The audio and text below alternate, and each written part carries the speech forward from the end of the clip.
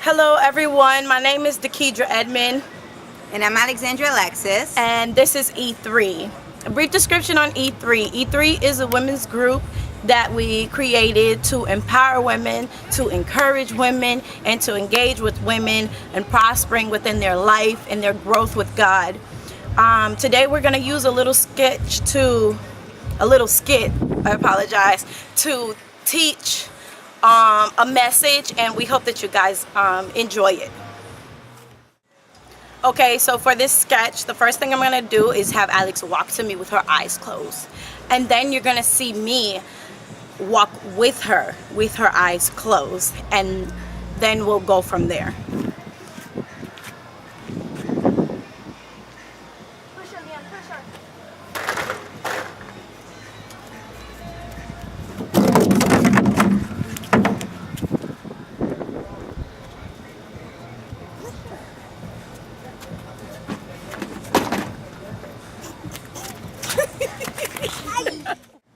Okay, so there was two parts to that skit, and the first part was where Alex was walking alone with her eyes closed. All right, so what that basically meant is as I'm walking up, you can see obstacles and you see distractions that were pushing me, or I was stumbling over things. That's just basically me walking by myself in life, and I'm choosing to have faith in myself. And because I'm choosing to have faith in myself, I am stumbling over things, and there are things that are distracting me from what I'm supposed to be really focusing on. And so that we're basically revolving this around us trusting God. And when I'm not trusting God or having faith in God and faith that He will lead me, I will stumble, I will fall. Distractions and obstacles will come at me left and right, up and down, and I will be rolling down. I won't be able to know how to get up and keep moving forward, versus when she was guiding me. And when I was guiding her is basically a representation of us putting our full trust in God, us surrendering everything to God. Even though we can't physically see what He sees, we can't see our success, but all we can see right now is the pain that the pain and suffering that we are going through right now. But by us fully surrendering and trusting in God and believing that He is going to guide us the way I guide Alex, and push all of and I protected her from being distracted. I protected her from stumbling over all of the obstacles that was in her way. And that's how God is. God wants you to put complete trust into Him so that He can protect you. So you won't have to continue to stumble. You won't have to keep repeating the cycles that you repeat within your life.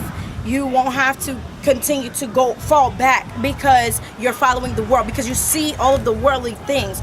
God is asking, He wants us to trust in Him. He wants us to put His faith in Him. He wants us to follow Him, even though we can't see it. Like my mom always used to quote the verse where it teaches about walking by faith and not by sight. That's exactly what the sketch was about. It's to walk by faith and not by sight. Have that faith in God to get you through even what you don't see. Because at the end of the day, we have to remember, it is not our fight. It is not our battle. It is a spiritual battle. The enemy is going to try and distract you. The enemy is going to continue to put obstacles in your way. The enemy is going to continue to put family and friends in your way to pull you down and stop you from getting to your purpose, from pursuing your dreams, to meeting your goals. But with the faith in God, in the mighty God that we serve today, that trust, that faith that you put into Him, spiritually blind, you have no worries, because He is going to protect you from all things the enemy throws within your path. No matter how hard it gets, no matter how much pain you feel, it's hard. I'm saying this right now, but I myself know it is hard. It is really hard when you are hurt and you don't know where your next meal is coming from. But if God provides the next meal each and every day for the birds that don't have to pay money to get food, what makes you think He's not going to provide for you each and every day? What makes you think you're not going to have the clothes on your back? with God in your life, with God first in your life, trusting God, having faith in God, what makes you think you're going to want for anything? You're going to need for anything? Again, like I said, it's hard. It's going to be hard. It's always going to be hard. But you have to remember, you have to go through the things that you go through to, one, build that trust in Him, build that faith, and to build yourself, to allow your life to be a testimony. And we just wanted to share that with you guys today. You know, we had our own plans, but at the end of the day, this is for God. And He gave us His plans, His instructions. And again, I hope you guys enjoyed it. We both hope you guys enjoyed it. And we hope that you really did get this message. And we ask that you, if you did get this message, if you like this message, please like and please share this with each and every one of your friends and family, because it's needed to know that we must trust God. We must have faith in God. Not have faith. Don't trust Him for this minute and then the next minute begin to take control of the wheel on your own. No. We must surrender all. We must allow Him to guide us through every obstacle course in our life. No matter what it is, with God first, we all can move mountains.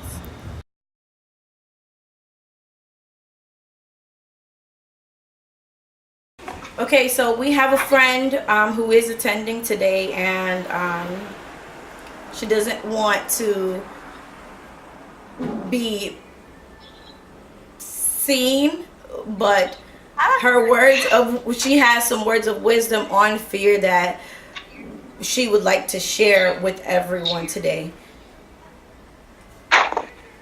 Okay.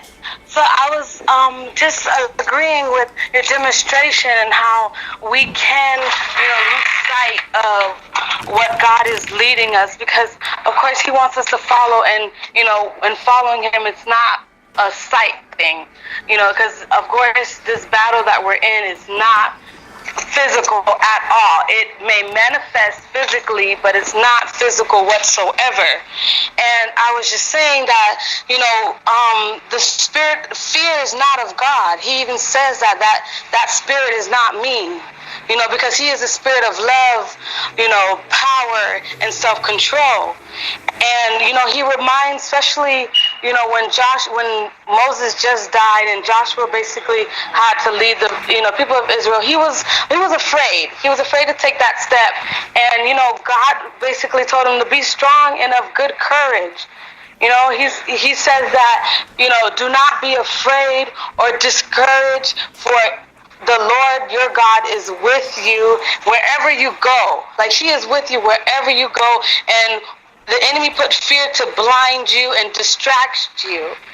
And it's like, you have to remember that God's word is a law as well. So it's like you have to be very mindful not to feed into your fear, and to, you have to be strong. And like, if you break down the verse of, being strong and of good courage, it's like when you think of strength is to be firm and powerful, both mentally and physically.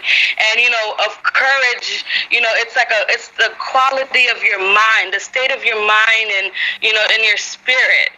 And it's the ability to face difficulties, danger, pain without fear. So God is telling you to be brave and bold, and that's God's spirit. So it's like we must, like when we're in fear, we must immediately rebuke it. Do not feed into it, because the more you feed into it, the more you're opening yourself to be distracted and taken off the path of God.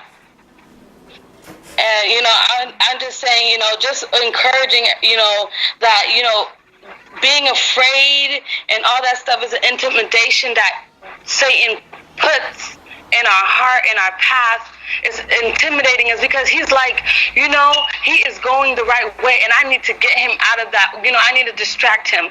So he puts an obstacle. He puts, you know, he makes you focus on the fact that you don't have a job, but the Lord says that I will provide for you. I am your source. I am with you. Like, you know, when he was, you know, when we put our trust in God, it's like you're not looking at whatever you're dealing with, but on God. And, you know, you can think of how Peter, and when there was a storm in the water, when Jesus was in a ship with all the disciples, and the ship is like, it's a storm, and, you know, everybody's like panicking, like, hey, this is a really big storm, we're not used to this, and all of that. And, you know, God's in the ship, and automatically you would think you would be okay because he's in your ship, but they're panicking. They're looking at the waves and the ship and the water filling it up and all that stuff.